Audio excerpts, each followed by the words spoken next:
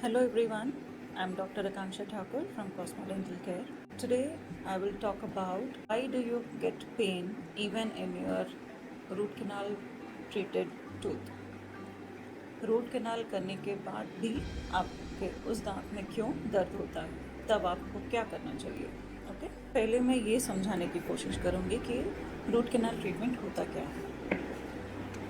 देखिए, ये हमारे दांत हैं, ओके, और ये जो दिख रहे हैं ये हमारे रूट्स हैं। रूट कैनाल में ये जो होता है पल्प टिश्यू होता है, ओके, ये हमारा दांतों का ब्लड सप्लाई और नर्व सप्लाई होता है। तो जब भी एक कैविटी बिल्कुल इस पल्प टिश्यू के पास तक पहुंचती है, ओके, तब इसमें काफ़ी इन्फेक्शन होता है और नीचे ऐसे पस बनना भी शुरू हो जाता है।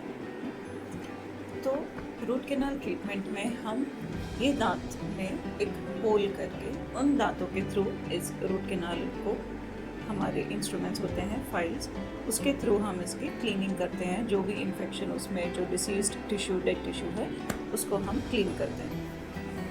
तो रूट कैनाल ट्रीटमेंट में जो भी इन्फेक्टेड टिश्यू हैं, जो दांतों के ब्लड और नर्व सप्लाई को अफेक्ट कर रहा है, उसको पूरा क्लीन करके देन उसमें एक परमानेंट फिलिंग मटेरियल होता है जिसको हम गट्टा पर्चा बोलते हैं, वो डाल के हम उसमें सीमेंट भर देते हैं। ओके, सीमेंट भरने के बाद हम उसको ऐसे कंप्लीट क्लोज कर लेते हैं एंड देन हम उसका मेजरमेंट लेके उस पर कैप लगा देते हैं। तो ये होता है प्रोसीजर। तो समटाइम्स क्या होता है, रूट कैनाल ट्रीटमेंट करने के बाद भी आपको वो दांतों में, वो उस पर्टिकुलर दांत में या तो इमीडिएटली या कुछ साल बाद दर्द हो सकता है। अगर आपको ऐसा होता है तो पहले आपको जाके अपने डेंटिस्ट को कंसल्ट करना चाहिए। जब आप अपने डेंटिस्ट के पास जाएंगे, अपनी प्रॉब्लम बताएंगे, तो वो उस दांत का एक्सरे लेंगे और देखेंगे कि क्या कंडीशन है उस दांत की। आफ्टर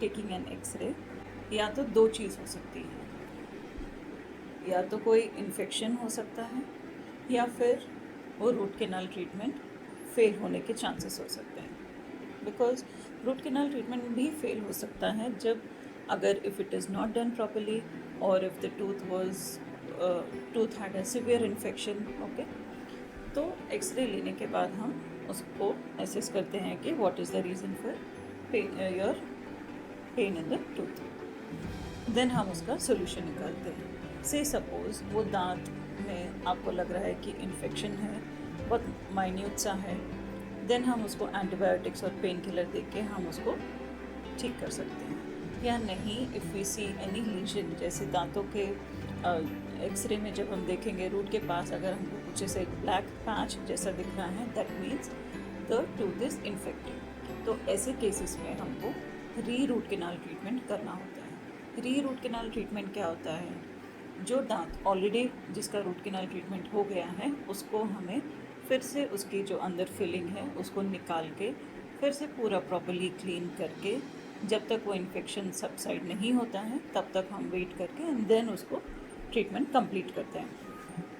तो ऐसा करने से हमको along with antibiotics and pain killer, तो ऐसा करने से हम उस दांत को और बचा रहे हैं।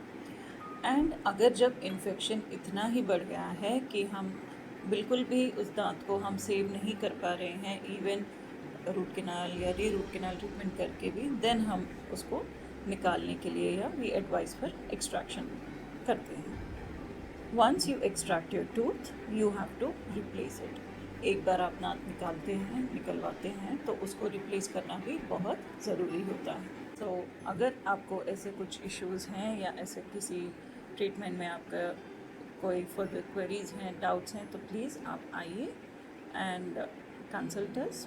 Please do like, share and subscribe. This is Akanksha Thakur signing off. Bye.